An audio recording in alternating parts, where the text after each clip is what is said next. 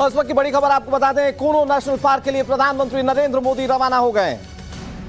Kuno national park के लिए प्रधानमंत्री का रवाना होना, इसका सीधा मतलब यह है कि अब से कुछ ही देर में इन चीतों को कूनो नेशनल पार्क के लिए भारत की जनता के लिए सुपुर्द कर दिया जाएगा। वो मौका कितना खास है उसके लिए इंतजार किया जा रहा है। तस्वीर इस वक्त देखिए, भारतीय वायुसेना के विमान से प्रधानमंत्री नरेंद्र मोदी कूनो नेशनल पार्क के लिए रवाना हो गए। आपको याद होगा, कल प्रधानमंत्री एससीओ समिट में हिस्सा लेने के लिए उज्बेकिस्तान में थे। वहां पर कई देशों के राष्ट्राध्यक्षों से उनकी मुलाकात हुई, चर्चा हुई, लेकिन प्रधानमंत्री को लेकर कहा जाता है वो रेस्टलेस हैं। इसीलिए आज जब उनका बर्थडे है, कई ऐसी सौगातें हैं जो वो देश की जनता को देने जा रहे हैं। उसमें एक बड़ा हिस्सा यह है कि आज देश की जनता को वो टाइगर, माफ कीजिएगा, चीते जो हैं वो सौंपने जा रहे हैं। और इसके मायने अपने आप में बहुत अहम है, जो हम आपको समझाने की कोशिश करें। PM Narendra Modi Kuno national park के लिए रवाना हो गए।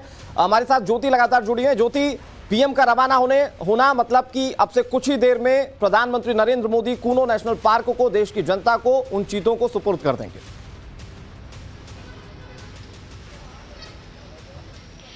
बिल्कुल अनुराग, वो घड़ी आखिरकार आ ही गई है जिसका देश भर को इंतजार था। काउंटडाउन वाकई शुरू हो चुका है और देखिए 10 से 15 मिनट का डिले कार्यक्रम में जरूर हमें बताया जा रहा था, लेकिन अब तक सब कुछ टाइम अनुसार ही चल रहा है। 9:30 बजे के करीब जो चीते हैं वो पहुंच जाएंगे और उसके महज कुछ मिनट बाद प्रधानमंत्री नरेंद्र मोदी यहां पहुंच सकते हैं। और बताया जा रहा है कि 10:45 से 11:15 के बीच वो किसी भी वक्त इन चीतों का जो गेट है उसका लेवर खींचेंगे। ज्यादा इंतजार इन चीतों को इसलिए नहीं कराया जाएगा केज के अंदर, ऑलरेडी पिंजरे के अंदर, क्योंकि सोचिए 12 घंटे का सफर वो 8000 किलोमीटर तय कर भारत पहुंचे हैं। हालांकि जैसे ही वो ग्वालियर पहुंचे, जो नामीबियन एक्सपर्ट्स अंदर मौजूद थे, उनसे जब हमारी टीम ने बातचीत की तो उन्होंने बड़े खुशी खुशी आश्वासन दिया कि चीते पूरी तरह से हैप्पी कंडीशन में हैं, स्वस्थ हैं। और अब जिस तरह से एक पॉजिटिव रिस्पांस की उम्मीद जताई जा रही थी, सब कुछ उसी तरह ट्रैक पर चल रहा है। और चीतों को भूखे पेट इसीलिए लाया जा रहा है। वैसे जिस तरह से बताया जाता है कि 2 से 3 किलो मांस रोजाना उन्हें खाने में दिया जाता है, लेकिन वैक्सीनेट कर तमाम जो दवाइयां और इंजेक्शन जरूरी होते हैं इस ट्रांसलोकेशन से पहले, उन चीतों को दे दिए गए। और यहां आने के बाद जैसे ही प्रधानमंत्री उन्हें बाड़ी में छोड़ेंगे, उसके बाद उन्हें चीतल का भोजन परोसा जाएगा, मांस जो तैयार किया गया है। देखिए अगले 1 महीने काफी कंफर्ट में बीतने वाले इन चीतों के लिए इन्हें शिकार करने की भी जरूरत नहीं पड़ेगी। क्वारंटीन पीरियड में एक एक गतिविधि इनकी मॉनिटर की जाएगी रेडियो कॉलर्स से भी। और रेडियो कॉलर्स इतने ज्यादा स्पेशल इसलिए कि ये 2 कॉन्टिनेंट में मॉनिटर किए जाएंगे। आप सोचिए, जो हमारे यहाँ टाइगर्स होते थे उनके भी रेडियो कॉलर लगाया जाता है, लेकिन वो सिर्फ एक पर्टिकुलर जंगल में मॉनिटर किया जाता था उनकी गतिविधि।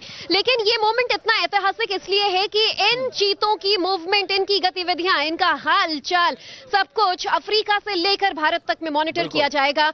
और आज भारत के लिए गर्व का वो क्षण इसलिए है कि प्रधानमंत्री के जन्मदिन के मौके पर पूरे एशिया में भारत एकमात्र ऐसा देश होगा जिसके पास ये चीते होंगे। और निश्चित तौर पर प्रोजेक्ट चीता वापसी फेज 1 अगर सक्सेसफुल हो जाता है तो 12 और चीते, और कुल मिलाकर इसी तरीके से 50 चीतों को लाने का जो प्रोग्राम है वो सक्सेसफुल हो पाएगा।